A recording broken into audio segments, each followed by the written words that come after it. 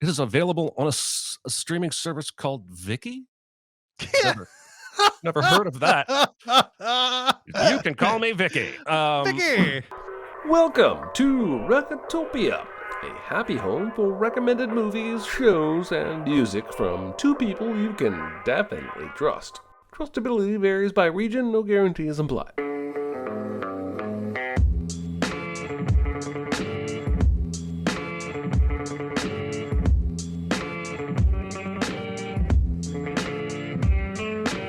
Now, here are your hosts, Chris Atkinson and Jeremy Scott. What I would do, Luke, if you would let me finish, is talk to the man. Try to show him the error of his ways to the best of my ability. Challenge his ideas. Exchange thoughts. Provoke change by intelligent debate. Hello, everybody. What's up? Hello. How's everybody doing? This is Recotopia episode 43. 43. I'm Chris Atkinson. I'm Jeremy Scott. Today's Chat big hopping. chat is hopping today. Today's big recommend is The Last Supper from 1996, even though I think it had a festival circuit in 1995. So IMDb says it's a 1995 movie, even though That's your favorite thing. That is my favorite thing. Yes, chat is hopping today. Once again, lots of people from Twitch and not so much YouTube, but we are doing this live in front of people on Twitch and YouTube today, and we are glad to have you guys out and about and hopping on chat today. Do you have any small recommends, Jeremy? It's no big deal. Itty bitty living space. It's so small and light. It's small, it's tiny, it's petite, it's wee. I do. I'm still, my cup still runneth over on small recommends. And so I'm going to start out with a little movie that came out, I think, this year, 2022. Jerry and Marge Go Large. Now, this is Bryan Cranston and Annette Bening and Rainn Wilson after a while. And this is on Showtime and Paramount Plus. And this might have been one of those Showtime originals or Paramount Plus Showtime originals. 60-something on Rotten Tomatoes. I think it's a little better than that. But the reason to enjoy this movie is that everyone's just having a quaint, good time. This is not going to win any acting awards, even though both the actors are fine. It's not going to win any screenwriting awards because it's not very ambitious. If it were any other people, I would say maybe this was a paycheck movie that just turned out to be enjoyable, because no one's really shooting the moon here. But it's a very charming, easygoing ride. This is based on a true story. It's actually based on a Huffington Post article about these two real people. And Bryan Cranston plays this guy who just retired in this, rundown Michigan town that has like this production plant that's laying people off, and the town is dying. And he discovers, with all his free time, a loophole in what is called the windfall lottery in Michigan, which at the time, if I'm understanding this correct, had like a multiplier that would kick in, and he figured out that if he bought enough tickets on the weekend they did that multiplier, he would win on enough of his purchased tickets to make his money back and maybe a little more. So he goes to the bank. There's a very humorous scene. He's like, I would like to take out $4,000, please. And she says, okay. And he's like, how much is in our account? She says, 8. And he goes, all right, I'll take out $6,000, please. And she goes, okay. And he's like, I'll take all 8. Reminiscent of that Elaine with the birth control purchase at the pharmacy. Just give me the whole box. Yes. So he puts $8,000 on this scheme without telling his wife. But he wins $15,000. And then he tells his wife. And she's very willing to keep doing this. And they both love this town and all the people in it. And so they decide to see if they can win enough money to do some good in the town. And it's not very long before they're winning tens of thousands of dollars. Massachusetts has a similar lottery. So they start driving once a month to Massachusetts and staying in a hotel. And they start making millions. So they bring in the townspeople as shareholders. They create a company. And they're basically like, you give us some money, we'll add it to the pool.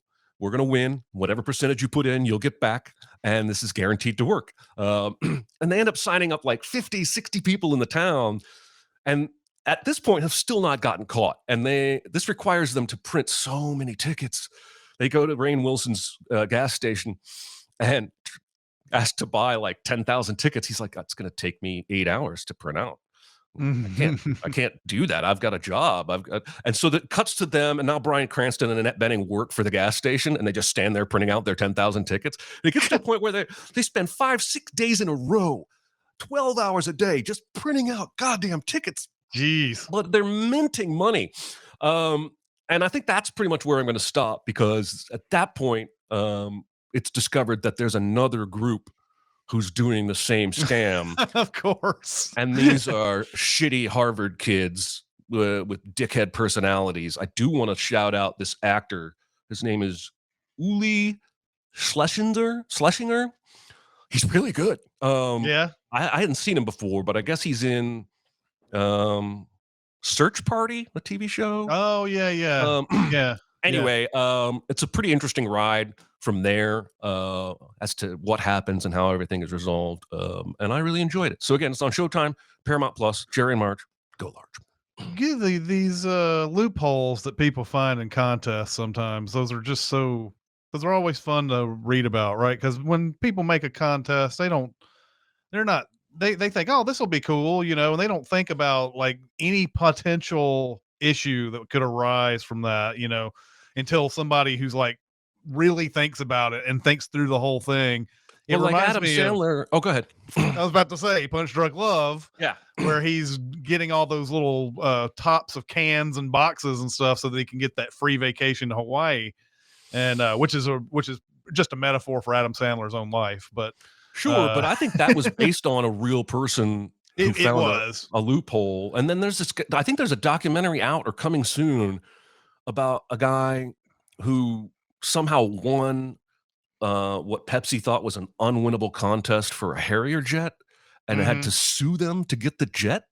And I think the documentary is called Pepsi, Where's My Jet? Oh, it is. That's okay, on Netflix right now, I think. Yeah, it's a docuseries. I need to watch it. Yeah, it's on Netflix. But yeah, that was another one where he found some kind of a loophole to win, and they thought no one was. It's like Bart and Stampy the elephant. They never thought anybody would choose the elephant, and so they didn't even have a loophole. They just didn't think it was. That sounds awful tempting, but I think I'd like the elephant. Speaking of Netflix, you are familiar with this as well, and I'm sure that you would have this in your chamber at some point. But the series Wednesday is it's really charming and good. I really liked it. 8 episodes and starring the hottest actor on the planet, probably Jenna Ortega, who plays Wednesday Addams in a manner that's reminiscent of how Christina Ricci played it back in the day, but with her own stuff. And she's an older Wednesday Addams in this. She's a high school student. She obviously couldn't cut it in regular high schools because she's too weird, basically. But lo and behold, there is an actual school that people can put their kids in when they're too weird, or if they're werewolves or vampires or any of these kind of things. And that's the school that she goes to. And I'm sure much has been made of this. I haven't read much about the series outside of just me watching it, but Jenna Ortega, I don't think blinks the entire series. Like her eyes are like this the whole time. Never I've read blinks. that she does not. Yeah. I don't think she blinks once. I actually noticed this about 20 minutes into that first episode, and I was like, I wonder if she ever does. And I don't think she does. They do cut away from her so that I don't think she has to do it for long periods of time. But anyway, I like stuff like this where they take an existing property and then they just kind of it's still got the same tone, but it's not it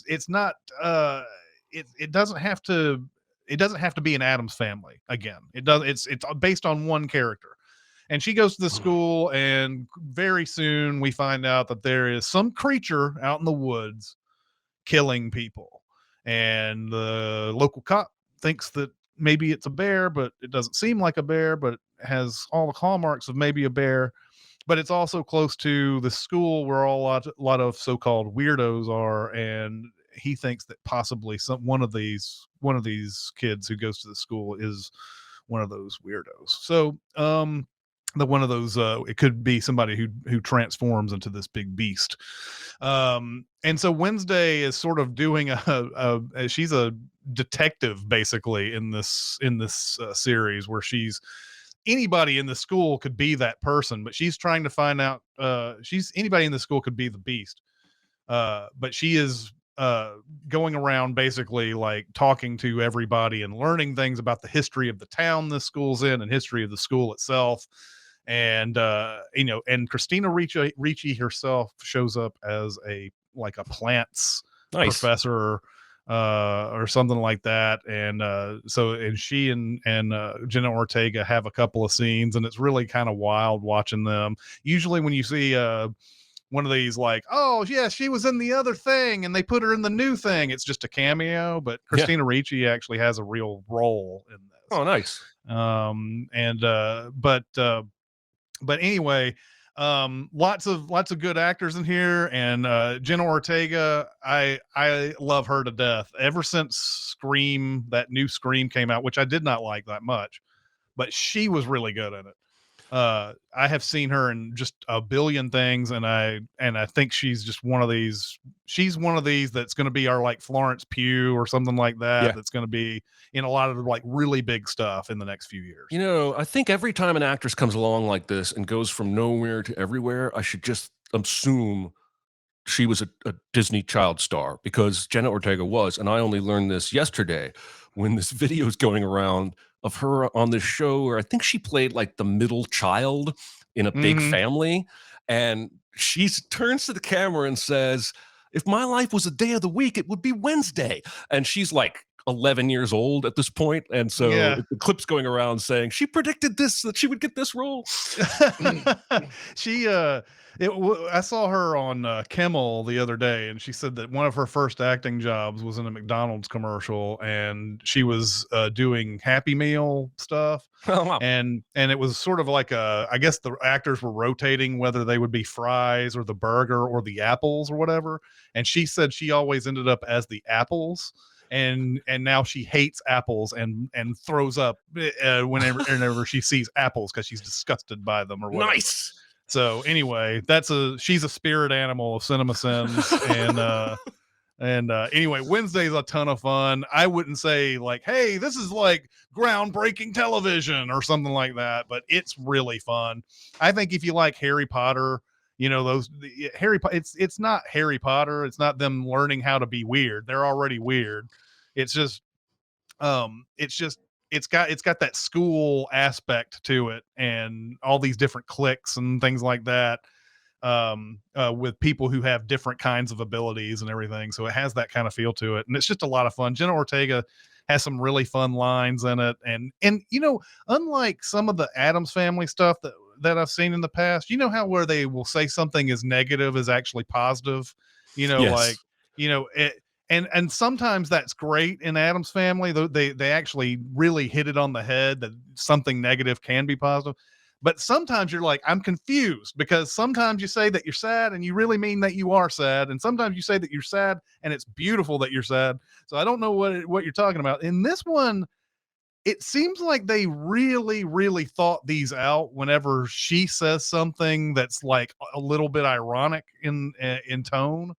And like you can actually see how it could be a positive when she spins those things like the Addams Family does. So anyway, I really enjoyed this series. Very excited about checking this out. It is definitely on my list. It is, I think I read, become Netflix like biggest show ever. I think it knocked season 2 of Bridgerton off the charts as the #1 show. I would have sworn Stranger Things would have been one of their all-time top shows. I I might guess have read not. the headline wrong. Maybe it was No.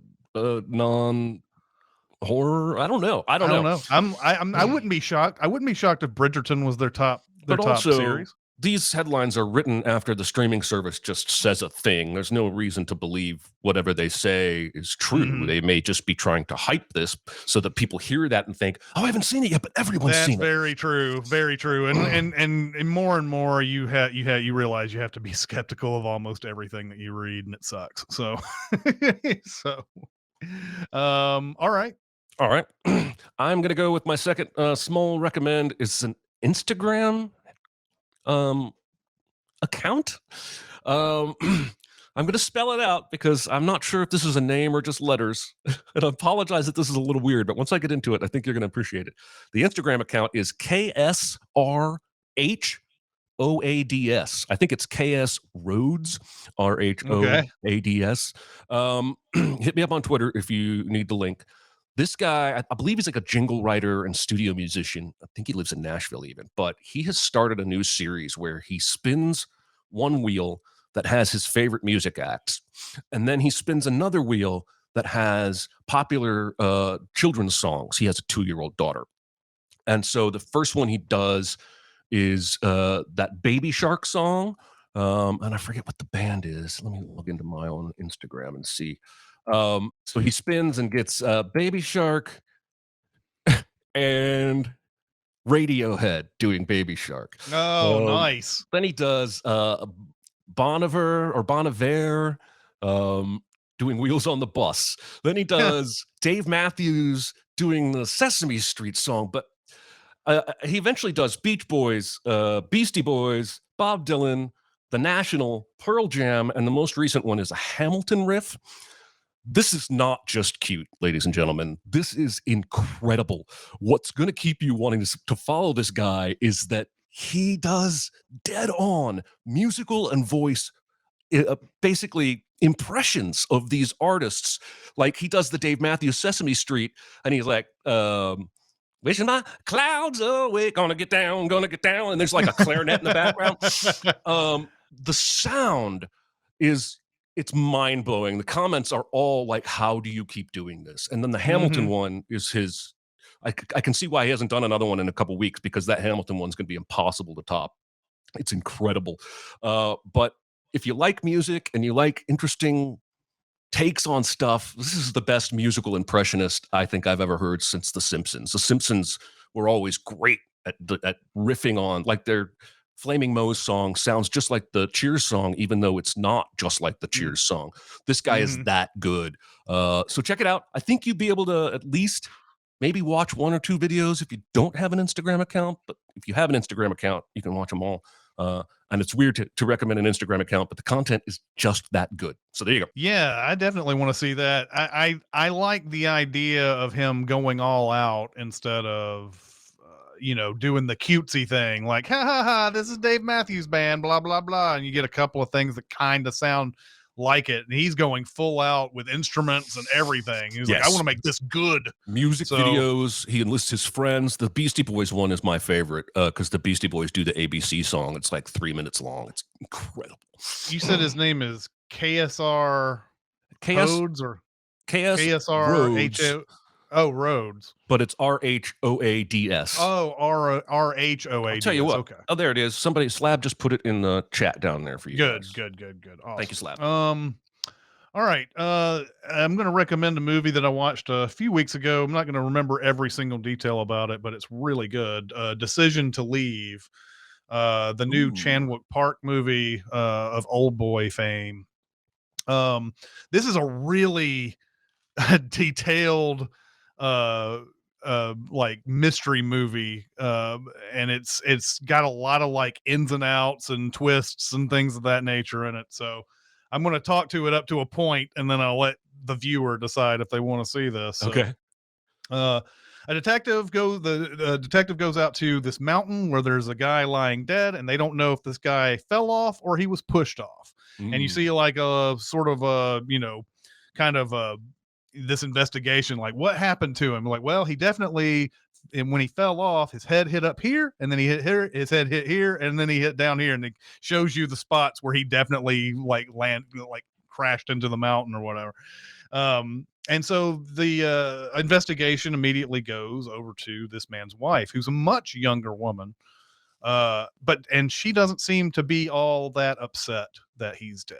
And so there's instant sort of a suspicion that she might be involved in his death. But she has a airtight alibi. She goes and helps the elderly with certain things in the mornings. And on that particular morning, one of her clients or patients or whatever says, yeah, she was here on Monday when this happened. So so it doesn't seem like a big deal, but yet she still does seem very suspicious. And the detective starts following her around or stalking, however you'd like to see that, and starts falling in love with her even. And they start a romance, which is a bad thing because he's married and he's got a wife that he only sees once a week in some other town, and they have an okay relationship, but not anything that could probably withstand cheating. But they don't go too far, but it's enough to be like it's an emotional kind of thing going on. And this movie, you're like, it's like a whole movie up in the first half of this, basically, where it's like all this stuff happens. And then she tells him that she needs help with one of her clients. Could you go and do the things that I do with her and help me out? When he goes to talk to this woman, he finds things out that changes the whole aspect of the mystery that he's been trying to solve. And I won't tell you exactly what he finds out, but it changes their relationship, obviously. And then it goes to the second half of the movie where he has moved to another town and he's with his wife now more often. And guess what? This woman who he was investigating in that first half of the movie has moved to the same town. And now now the stakes are raised for their relationship to have even more fire and everything, and even more deaths start happening, and even more suspicions arise. And so did she do it? Did she not? I'm going to leave that up to you. It's a really good mystery. It's got one of the most devastating endings I've seen in a movie in a while. It's one of those kind of endings where you're like, oh fuck, is what you'll be doing at the end of this. So I think you would really love this, Jeremy. I think this is up your alley. Chanwook Park is always worth watching, and this is a good movie that's making the rounds. I feel bad because a few days back I decided between this movie and what the fuck is that movie? Triangle of Sadness. When I chose Triangle of Sadness, which left me sad, I did not enjoy as much as I hoped to, and I wish I had watched this instead. Well, and this one may end up making you sad too. Well, no, it's not sad because the movie made me sad. It's sad because the movie wasn't entertaining to me. Oh, I see. Triangle of Sadness is not actually very sad. It's kind of a dark comedy. But I have issues. There's a reason that's not one of my small recommends today. Because I can't recommend it. I tell you, that's the hardest thing about this show is that when you are during the week, you're like, oh, I'll give this movie a chance. And if it's not good, then you're scrambling to try to find something that is, so that you can fill in this little segment. And it, a lot of times I've been like watching a movie like I know for a fact is good early in the morning, just so that I can get something on the show. So anyway, all right, we're on to the big recommend. I'm fine. It's just that you're so big. It's so huge. It's a good rule, but this is bigger than rules. It's bigger on the inside. Is it? I noticed. Which is The Last Supper from 1996, directed by Stacy Title, who after this movie, I don't think did very much. In fact, made a movie in 2021. Was the next one maybe she did something in between. But she died last year too. That's yeah, I don't remember what the cause was of that, but one of those directors who comes out with a movie that's so memorable and you think, oh, that person had probably had a pretty decent career after this, and then it's like kind of disappeared for whatever reason, probably just personal reasons or some other weird thing. But this movie has a very simple premise. You have you have five people living in a house. They're all pursuing their like graduate degrees or something like that. They're all liberals, and they have a thing apparently where they bring somebody over every week, some stranger, I guess, people that they've met off the street or something like that. And that's something that they do. They have a conversation with somebody every week, and that's their thing. That's what they're doing. Well, on this one particular night, one of them is supposed to bring somebody, but that person has bowed out or didn't show up or something like that. And he has car trouble, and somebody comes along and helps him, and that person is played by Bill Paxton. And they bring Bill Paxton. Bill Paxton brings this guy to the door, and he doesn't think he doesn't think he's going to go. He's not thinking about going to dinner or anything. He's just helping the guy out. Basically, that's all it is. But since they didn't have their guest, they go ahead and ask Bill Paxton if he'll stay. And he's like, okay. He seems kind of hesitant about doing it. He doesn't really want to do this, but hey, free meal. It's they're having lasagna. It's good. So yeah, he comes in and they start talking. And so, yeah, you have recognizable actors like Courtney B. Vance and Cameron Diaz and Annabeth Gish in here. Ron Eldard, you've probably seen in a few things. The guy that plays the other guy that's in this, Mark is the character name. Yeah, Mark is the character name. He's actually Stacey Title's actual husband in real life. Oh wow. I wrote down that he looks like Chris Evans in some of these scenes. Jonathan Penner is his name. Jonathan Penner is the other guy.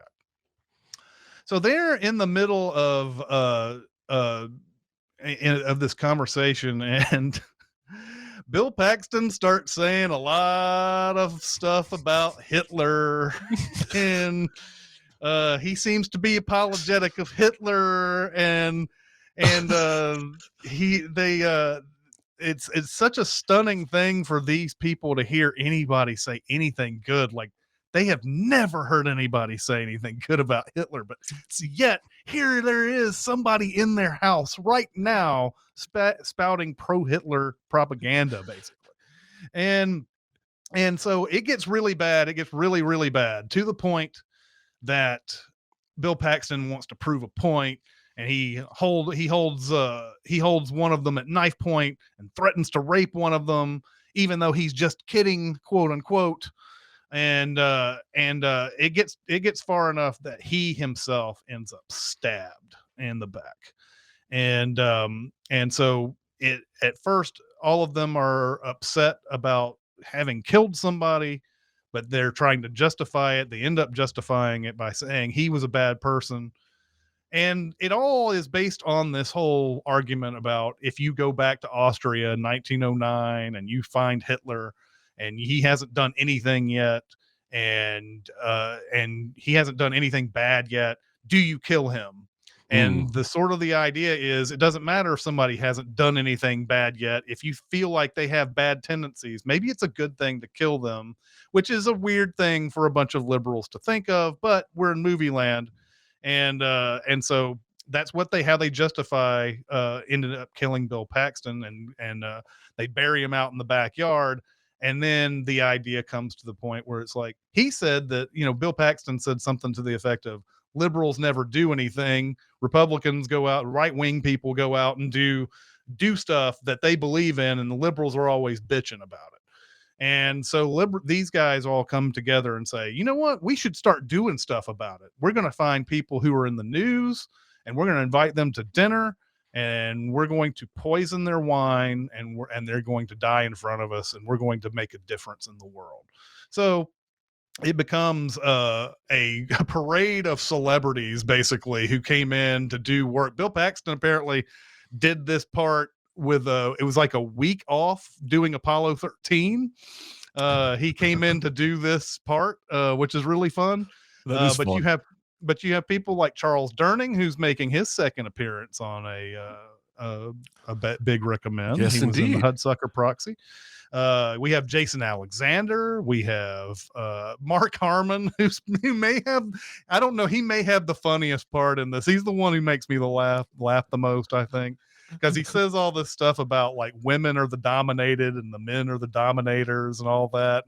And then Courtney B. Vance says something like, oh, you just want them in the kitchen barefoot and pregnant. He's like, oh no, I think that'd be a little sexist. So it's just a cavalcade of people dying. Now, there's a backdrop to this as well. There's a missing girl. By the way, the missing girl in the picture is Elizabeth Moss, 13 years old. There's a missing girl that has sort of captured the imagination of the town, and everybody's worried about what's happened to this little girl. And there is a cop played by Nora Dunn who is going around asking questions, going door to door, like real old school type of stuff here, like asking everybody questions. At some point, her investigation does end up on this house because Ron Eldard left his car down by the road where he had guns stored in it for some reason, just out in the open. And when she's talking to him about that, she brings up the possibility of someone from out of town. And this is all set in Iowa, I believe. All of it's in Iowa, I think. She tells him about this guy who went missing, who could possibly be the guy who kidnapped this little girl. And maybe, did you know anything about it? And he, without thinking at all, says, "Oh yeah, that guy helped me out, and he took me back home, and all that." So now her investigation goes to this house, and I said this, I believe, on the Sincast. One of the most tensest moments I've ever seen in a movie is when she is investigating their backyard, which is now growing tomatoes out of all the dead people. And they're having this, like, they have this surplus of tomatoes all over the place. They're making sauces and they're all sorts of stuff. She's out in the backyard, like looking at these tomato plants, and Courtney B. Vance has a shovel and is sitting there talking to her, and it's like this she's like, "Oh, I didn't know you could make tomatoes that are this ripe or whatever." It's like it's all topsoil, and it's like you just got to keep the ground moving. And there's a point where you see a close-up of her holding the tomato that she took a bite out of, and it's all the juices start squirting out of it because it's such a tense moment. And of course, her fate is pretty sealed by going out back and then looking back there. Courtney B. Vance in this movie is interesting to me because he is a straight up psychopath in this movie. He's the one who, from the minute go, he's like, let's kill all these people, and no remorse about it whatsoever. And even when, and this becomes the debate amongst them, even when it seems like they're about to turn somebody's opinion about their ideas. And I may not have mentioned they're taking these people to dinner who have a variety of right-wing ideas. The Charles Durning character is a priest who has who's a pastor who hates gay people, and there's another guy who hates homeless people, and there's a girl who says that we shouldn't have safe sex education in our schools. All these different people have like this one right-wing thing that they're trying to convert them on and teach them the error of their ways. And if they don't teach them the error of their ways, then they kill them. Well, now some of them, they don't even get to the point where they can change the error of their ways. There's the one guy who's like, oh yeah, maybe homeless are people like you and me, and they have feelings and everything. And then they're like, well, you are entitled to your opinion. And it's like, yeah, you're right. And then they end up killing him. And so, but Courtney B. Vance is the one who's like, I want to kill people a lot. And like, he has no remorse about it either. And, it's kind of a insane thing. Like I don't know if we're supposed to be rooting for him or like, or what, but anyway, I don't know if I've missed anything out of all this, but, you tell me what you think about this movie. Okay, this movie was a very fun experience because it still plays for me. And I think largely because we have seen some of what this movie posits as ridiculously extreme speech be mirrored by elected officials in America. Yeah. Yeah. Or rappers or owners of social media. And so I think that keeps the movie super relevant. And I think the acting's really good, but there are so many. I already saw a slab said this movie's 90s as fuck, and it is 90s as fuck. Like I had to go when I was first starting it, I didn't think it was a 90s movie. I thought it was like an early aughts movie. And I had to go look it up after about 20 minutes because I was like, they had to have shot this in the 90s, and they did. My main point I want to make might surprise you, but I would like to talk about carrots. Specifically, they eat a lot of carrots in this movie. The first meal with Bill Paxton, they have carrot sticks. The second meal they eat without a guest, they're eating carrot sticks where they're deciding whether or not to keep doing this. There's carrots in the salad on the third dinner. And then I wrote, plate of carrots at fourth dinner. What the fuck is going on? Then there are no more carrots in the movie. But it did start me down a path of paying way too much attention to the meals themselves. And the final meal, well, no, not the final meal. The girl who doesn't like Catcher in the Rye because it has all the F words. It looks like they're serving her Kraft mac and cheese and slices of white bread. Which I'm sure the meals themselves were an afterthought. This movie shot in like 18 days. So I doubt they had like a chef who was like prepping every meal. But you know me, once I get fixated on something, I do think it's very clearly not reality. I think this is a fantasy movie, at least for the protagonists. Although today, maybe not so much. Again, that's what keeps it relevant. I do wonder why they even invited that 17-year-old girl in the first place.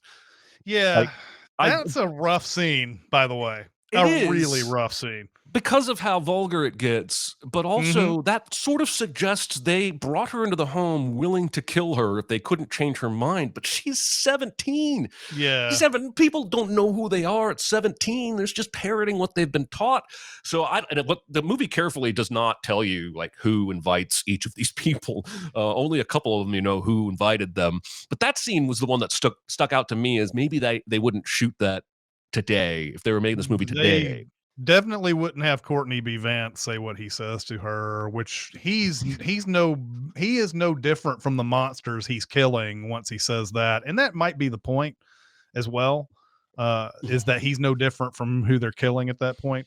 Ksrhoads does make a point. I was going to make a mention of this as well. The meals are relevant. They mentioned that they weren't serving proper meals anymore. Yeah, I feel like the whole point of the bad meals that you're seeing on the table is that the meal is irrelevant at that point. They just want to get them over and talk to them and kill them. Yeah, they stop caring about even changing their minds about halfway through this thing. It's no longer about trying to convert. It's just about let's get to the killing. I think it's interesting that how people change throughout this movie. At first, you see Cameron Diaz seems like she's really okay with it. She's in shock at first, but then she's really okay with it, and then she changes pretty like gradually to like this. All of this we're doing is wrong.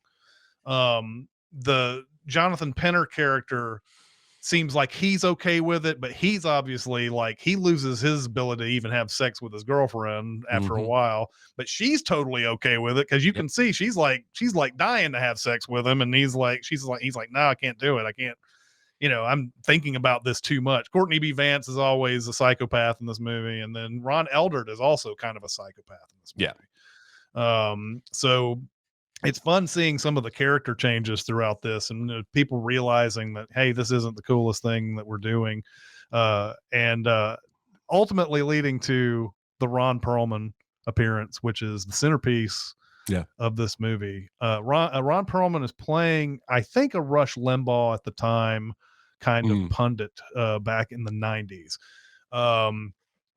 Because I think Limbaugh was the most prominent conservative in the 90s at that time. Perlman's a little bit different than he's a little bit different from Limbaugh, but it's got some of the same sentimentality. And he's on TV, and he's saying a lot of things like, I hate gay pride parades because, remember when and he turns this into a joke, but he's like, I remember we went out and everybody got dressed up in all these festive things and colors and everybody was happy. And he's like, wait a minute. Well, maybe that does sound like a gay pride parade or whatever. And so that's the big joke that he tells. But by some sort of happenstance, he ends up at an Iowa airport where Courtney B. Vance is, and they bring him back to dinner, and he undermines every single thing that they try to do. They try to get him to say some things that are he's off so kilter. much better at this than they are. Yeah, absolutely, very much so. And when he says, when they give him the Hitler scenario about whether to kill him or not, he goes, absolutely not. And Courtney B. Vance, you just let all those people die? And he's like, no, I would talk to the man and I would try to change him through intelligent debate. And this sets sort of a crisis for all the five roommates. They actually go back into a room somewhere to discuss whether or not they should even kill this guy. This guy is like throwing is like the perfect dinner guest. He's saying all the intelligent things and killing them with it. While they do that, he goes and he solves the case basically, because he goes out, he sees the newspaper with all the mysterious deaths in the town. He looks out in the backyard. There's a bunch of definitely dug up plots out there, which is a great shot, by the way, where he's looking out the window and it's dark and the lightning strikes, and he's just got that look on his face like, oh my God, these people have been killing people. And so the question comes down to this. Do you think he poisoned them at the end? Because the movie does not tell you exactly. I feel like, okay, that's an interesting point, because I feel like the movie should end right as they all lift their glasses to sip and it fades to black. But instead, the movie gives us 30 more seconds of him speaking to a crowd after this, and it sounds like a political speech. Mm-hmm. And then we see a painting. The painting clearly tells you the painting thinks they drank and died from the poison. Mm-hmm. So I feel like the movie is kind of nudging you that way, but I wish they had just left it linger so that you didn't know. I feel like that would have been a much more satisfying ending for me personally. I choose to believe that he did and that they did, because I'm dumbfounded that they even drank that shit after what he says. He basically says, don't worry, and I didn't put any of the bad wine in there. And I'm surprised that didn't tickle all of their hairs and make them go, I'm not drinking. They can't possibly say, oh, he figured out that we've been killing people and poisoning the wine. They're not thinking true. That. No. Now, in one of the comments here, 8 says, one small issue I have with the movie is how they didn't notice their wine glasses super filled. He did poison them because only the poison wine was left. Now, I take the opposite tact on this. I say that if there was no poison, if there was no wine in the bottle with the poison, that's what the one he would have poured, right? So the blue bottle was the one that had the poison in it, and the green one was the one that was empty. Now, you can still debate as to whether he covered his tracks and poured the poison wine out of the blue bottle and then refilled the blue bottle with the green, just in case they looked to see if that blue bottle still had wine in it or not. And so I have always taken this to mean that I still don't know if he did. I have this feeling like I first watched this. I didn't think he did because the painting. See here, there's so many different things. Yeah. Who did the painting then? If it Right. was because the Jonathan Penner guy is the guy who's the artist all the way through this, and he's Yeah. drawing all this stuff. Who did the painting? Then the movie could just be saying, "Oh, he didn't do the painting. That's us doing the painting. That's us telling you what happened." Yeah. So it may not have anything to do with like physically who could have drawn the painting or anything like that. The other thing is, yes, it shows them all dead, but it also could mean that he killed them through his intelligence, and that's what they meant by Well, and that. he does, I do have to give credit, a possibility that he didn't do it, because I do think that whole Hitler question, would you kill him? And he says, no, I would try and change his mind through intelligent debate, maybe foreshadowing there as to what because he does not present as a person who would actually kill by the time we're done getting to know him. So yeah, I mean, I feel like if maybe that painting means more than I think it does. I like the idea that maybe Mark painted that as a hypothetical after they realized he could have killed them. Maybe. I do think before we get too far, I mean, we're running out of time because we talked a lot about this movie, but I want to talk about those graves because they did not need to make those graves so obvious. Like, are they averse to digging down? I guess. It looks like nobody plants tomatoes on mounds the size of a buried person. You plant them flat in the ground or in a planter. And so, maybe that's part of this, not reality universe where they're just trying to give us a visual cue that, or maybe it's just another indication of how these intelligent people are actually stupid. Exactly. And honestly, the movie needs them to be mounds so that Ron Perlman can see that out there, and the cop can see that out there. But you're right. Like, if you're gonna go through with this, you have a fenced-in backyard. No one's gonna be looking at what you're doing back there. Dig deeper. get that crap. Make that less obvious for sure. But yeah, Ron Perlman's performance in this, I trying to think if this was my first Ron Perlman experience back in the day. He had been in quite a few things before this, but and I think a lot of Jean-Pierre Jeunet movies had come out with him in it. And this is well before Hellboy, but this is one of my favorite like all-time like small performances in a movie. He just commands that room so well. And but yeah, I think this is an interesting movie. I don't know how many people in our chat liked it. It does have a fun debate back and forth, of what happened, and I do, and yeah, it has a lot of relevance to today because these people that they're killing, they have opinions that are very close to what we're hearing in the mainstream. Yep. Remember back in the 90s, this was kind of fringe type of stuff. Like the people who would spout this kind of thing. I don't think the anti-gay preacher was all that uncommon. Right. But going straight out and saying, I think Hitler had some right ideas and stuff like that. He literally says that. Yeah. I don't think that was something that you said with, in a dinner party with anybody, back in those days.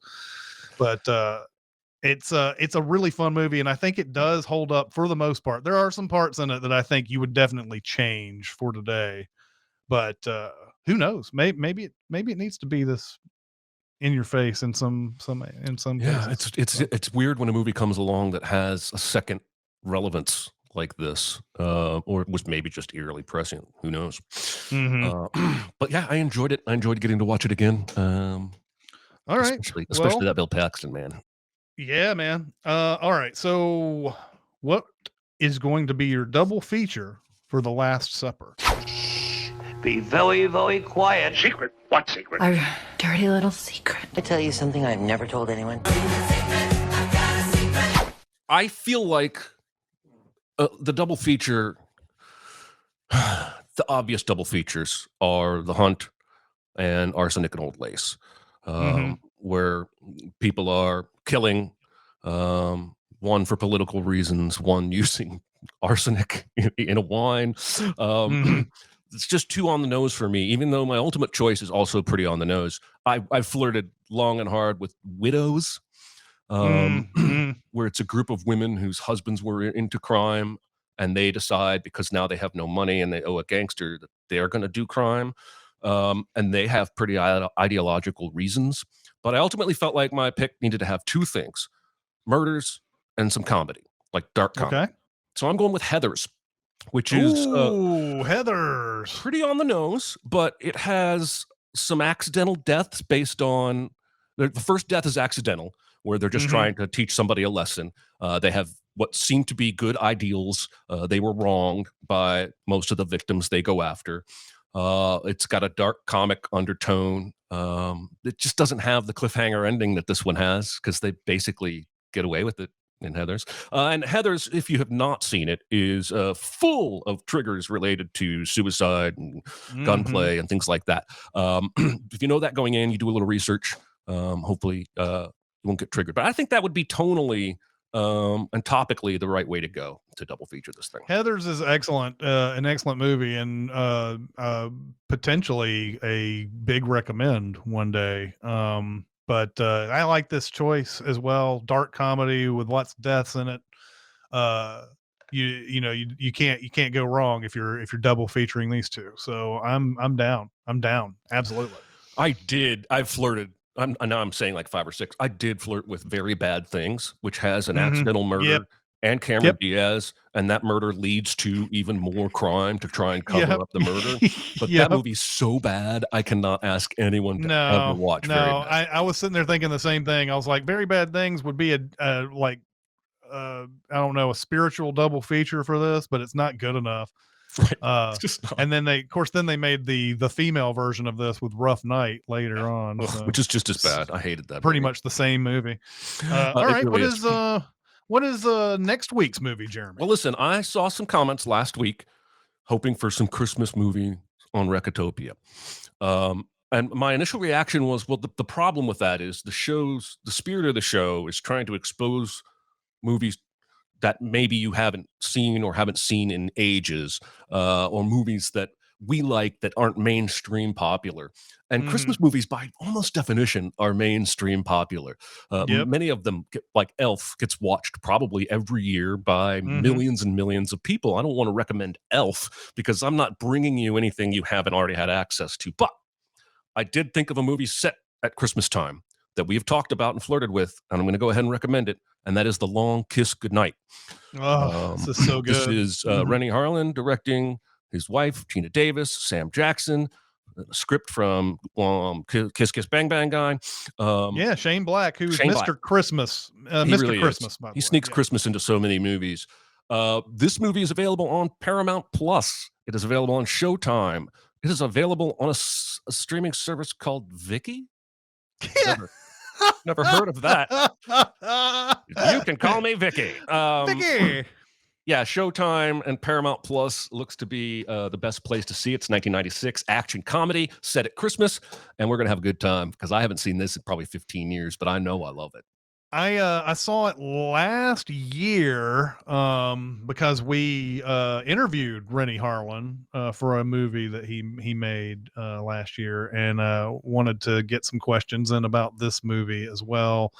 But I saw it last year. It's really good. It's a really good movie, really fun. Shane Black is he's just one of those screenwriters that gets it. You know, if he's making a movie like Long Kiss Goodnight, he knows exactly how to make that entertaining.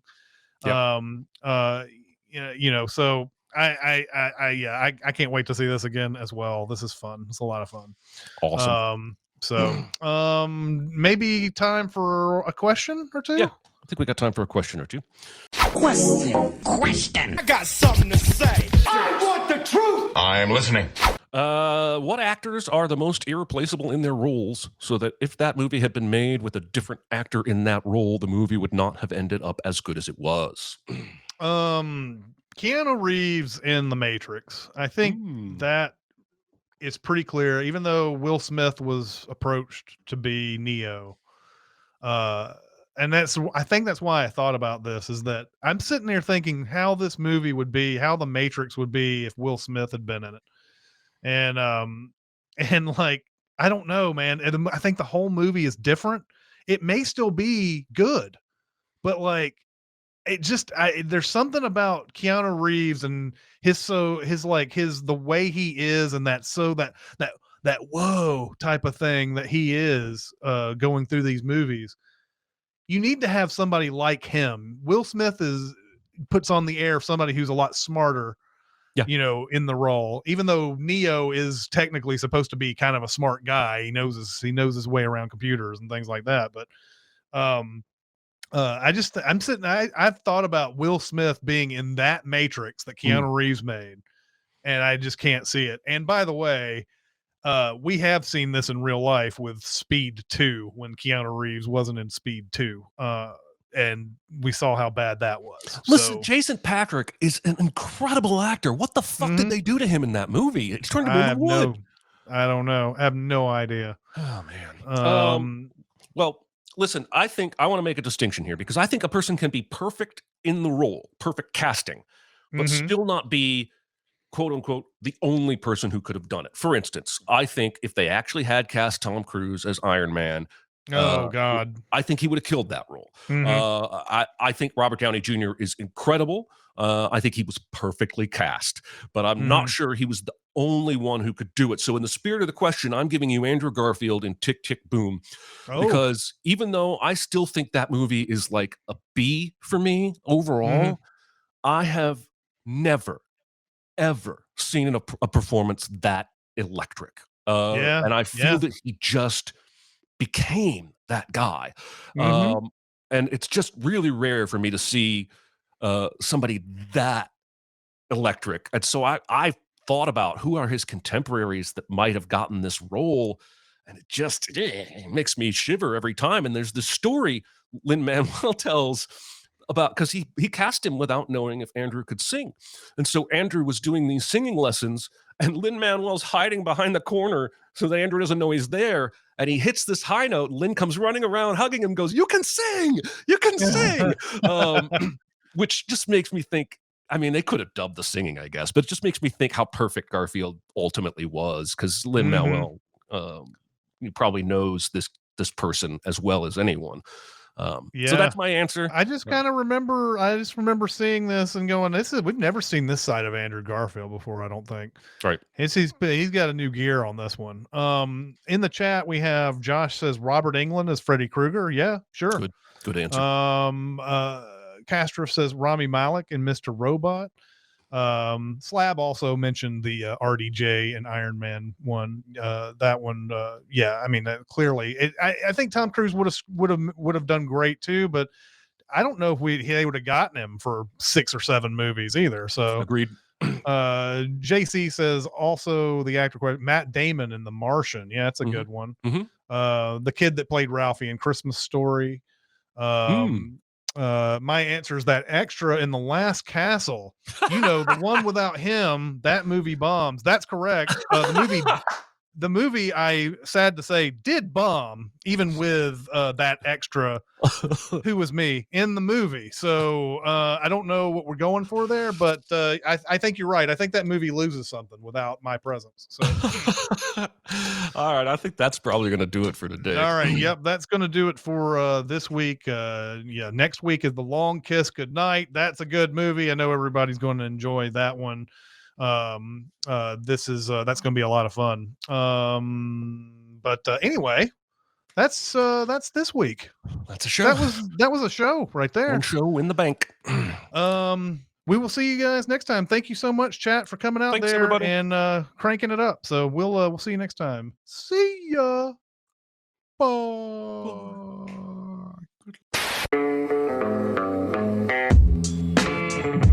Be a part of the live show by being a member of the Sin Club at Patreon at patreon.com/cinemasins. Chat with us on the Cinemasins Discord at discord.gg/cinemasins or Cinemasins Twitter at Cinemasins, and email any comments or questions to Recotopia at cinemasins.com. That's RECOTOPIA at cinemasins.com.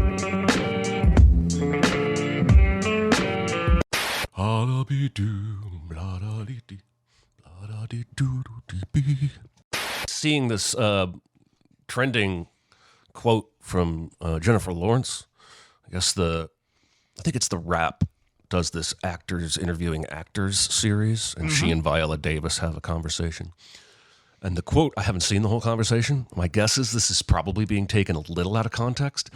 But the quote circulating is Jennifer Lawrence saying, I remember back when I was doing Hunger Games, no one had ever put a woman in the lead of an action movie before. Oh. And Twitter is going, so Jennifer Lawrence just doesn't watch movies then? And I'm sure it's probably not exactly how she wanted to articulate the point she was making. But I won't be surprised if tomorrow she puts out a statement saying, of course, there have been plenty of female action stars before me. It's not exactly what I meant. I just think it's got to suck to have every single thing you say scrutinized. Well, especially since she probably means. Now, she could also just be talking out of her ass, too. We don't want to always say that people just have the best intentions, but this is true. But, sometimes you make a movie like Hunger Games, and at the time, there weren't very many, female-driven action movies. They at the time, they weren't funding them or making them. But I think Elektra came out around that. No, Elektra was... before that, I think. Elektra was before that. But I think Zoe Saldana was in Colombiana? Was Colombiana, stuff like that. But they weren't huge. No. They weren't huge budgets either, and that may have been where she was going is, the movies that spend $150 million these days are usually about men, and she's not wrong. Yeah. But I just thought that was... you just imagine doing an interview, and then you're done, and your publicist goes, okay, this is probably going to trend on Twitter because you said it this way, and it's going to make you look like you're out of touch. But, yeah. When in reality, everything I've read about her suggests she's one of the more down-to-earth celebrities that we have. Yeah. I remember before she was married, she was quoted in an interview saying it's hard for her to date because people feel like they have to act a certain way in front of her, and she just wants somebody who's going to be real. Is she not married? I thought she was. She got married. No, before she was married. Before she was married. Oh, okay. Yeah, she's married and has a little kiddo now too. You may have said that she was married in the run up to that quote. I did not hear that, but that's all right. It's all right. I have decided to forgive you. I found this website on Reddit yesterday that somebody shared that was an asteroid impact simulator. Mm-hmm. And so you pick a location. I chose New York City. And then over on the right, you dial in how big the asteroid is, how fast it's going, and what its angle of impact is. Mm-hmm. And then you click go, and you see this, and it's like, it looks like a Google map that has an orange explosion expanding on it. But the cool thing is, then you go over to the right and scroll down for days, and it tells you all these statistics, like the impact alone killed 1,500,000 people. People 20 miles away were knocked off their feet, yada, yada. And then it's like, okay, what about the pulse wave or whatever? Well, that killed 3 million people up to 50 miles away, yada, yada. Okay, well, what about the debris field? And it's just all these different ways that an asteroid will kill people. Wow. I was like, this is awesome. So then I went to Nashville and started tweaking again. I was like, this is just depressing. It's like a super cool thing that somebody spent a ton of time doing, but after doing it once, I don't want to do it anymore. Well, and the insane thing, you may have touched on this during your description of it. The insane thing to me is that you could be nowhere near the asteroid and in its impact and any of the sort of the ripple effects of that, and then the actual dirt going into the atmosphere is what might end up killing you before it's over, because it will block out the sun and in addition to you potentially breathing that stuff in, but mainly blocking out the atmosphere. No sun, basically nothing can grow. Becomes a whole new ice age. Nuclear winter, yeah. Right after the Ukraine war started, I think I tweeted something about almost forgot what it was like to worry about like nuclear war. But like somebody on the Nashville subreddit did this huge post. I can find it and like send it to you later. Of basically, okay, here's what's going to happen to Nashville if there is a nuclear war. Because for several reasons, Nashville would be a strategic target. Fort Campbell is one. And so this guy went through all this detail. All right, so if you're within this many miles, you'll probably survive the blast. And I remember thinking, oh, I'm going to survive the blast. And then it was like, but unless you have an airtight home, the radiation's probably going to kill you. If you would like to survive the radiation, here's what you should do. Get 2 huge buckets, like paint buckets. One will be for water and one will be for you to do your bathroom business in. Find a closet and seal off the closet with as much duct tape as you can find to keep it airtight. Have cans of beans or whatever, yada, yada. You have to do this to the poop bucket or else the fumes will kill you, yada, yada, yada. And after 2 weeks, it's like, all right, now you can probably go out, but you're not going to be able to grow anything. Anything that's edible is already tainted and ruined. And you're probably still going to get radiation poisoning and die. And I was like, you know what? If there's a nuclear war, I'm just going to kiss my wife and turn away from the window. Exactly. Yeah, it's going to be like you're going to be like everybody in Don't Look Up, where you're just, let's just have a dinner and live out our last few days, happy. I remember somebody had posted, what's your plan if there's a nuclear war? The top comment was, die? Yeah. Like, do I have an option? Yeah. I'm not sure I do.